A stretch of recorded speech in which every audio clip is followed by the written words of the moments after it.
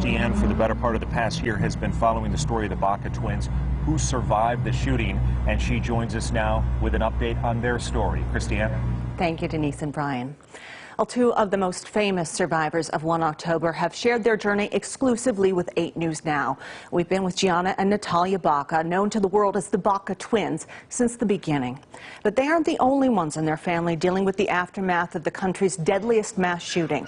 This is their story of grief and healing. Be advised, we're getting multiple calls of active shooters at multiple locations.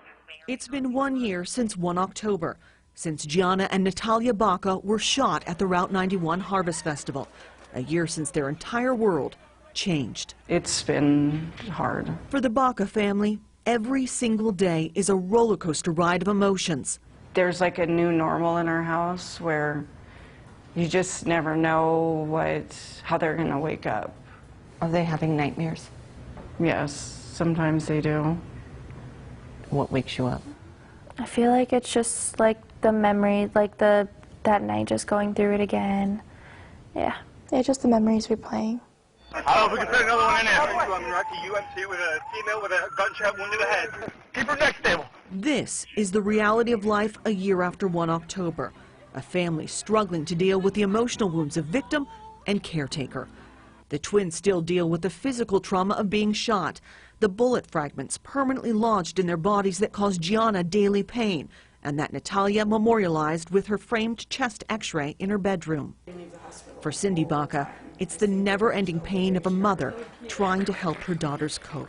What's been the hardest part of this last year?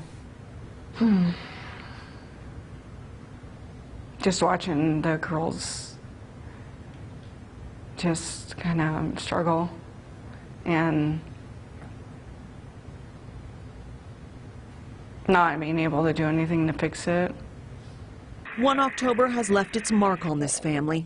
Good days can turn bad in a heartbeat, and anything can trigger a traumatic memory. When Cindy took the twins to Disney World for a graduation trip, the normal Disney crowds were viewed as a potential threat. Their fun trip could bring on anxiety in a second. One day we were in one of the parks and they had a daytime show and they shot some fireworks off, and it set one of the girls off really bad, and I didn't know what it was because we lost her.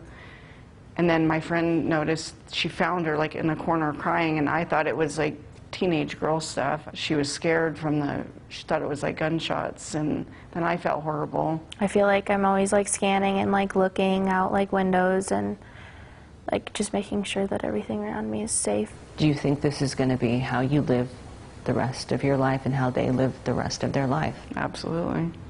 Absolutely.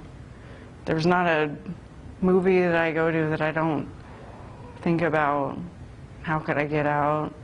There's not a time that they walk out the door that I don't wonder when they don't call on check-in on time.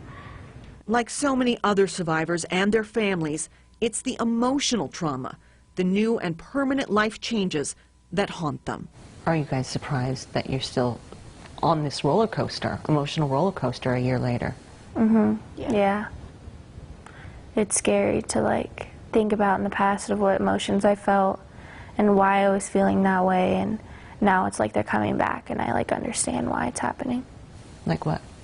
I feel like every day I'm like literally walking on eggshells. Like it's scary, but I'm so used to it now that I feel like it's like my life and I just have to keep walking. Well, the Baca family says the outpouring of support from our community has helped them with the daily challenges of life after a mass shooting. Both Gianna and Natalia are now enrolled in beauty school. They're set to graduate soon.